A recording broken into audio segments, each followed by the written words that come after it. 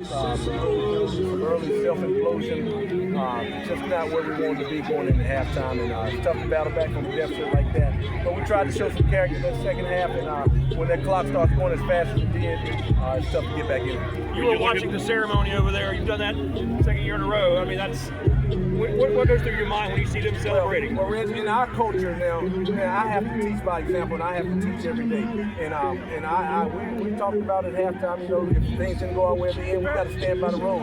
And I got to be the prime example for that. I got to be the example to show our kids that the sun will come up tomorrow, and that, you know, sometimes you got to cheer as the winners go by. What do you guys remember about this group? You talk about a group in the mud, kind of scrappy group. Yeah, they were scrappy.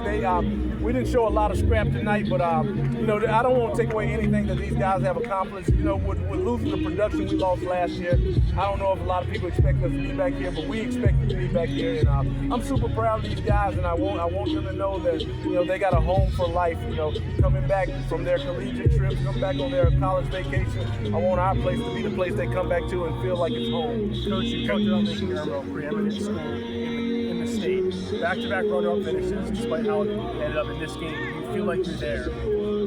Wow, what a question. Not quite. Not quite. We still got a little work to do. Still got some big time off-season stuff we got to get done.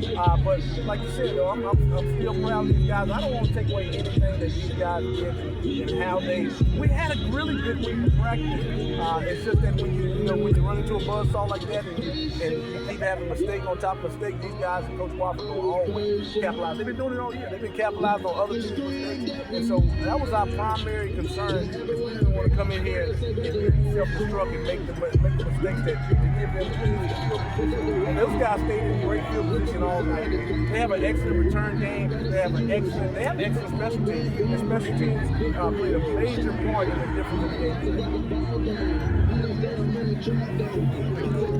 Fellas, I'm sorry, man. I wish we could have represented our home side a little bit better, but I appreciate you guys supporting us the whole year. So, man, I've seen each and every one of y'all, but Josh more than one time.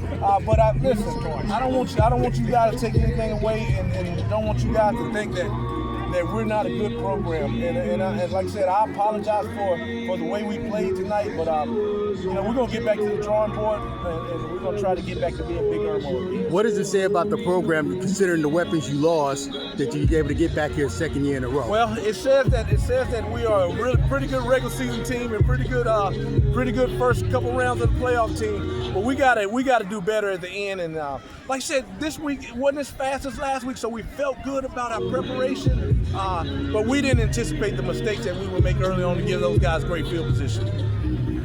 Coach,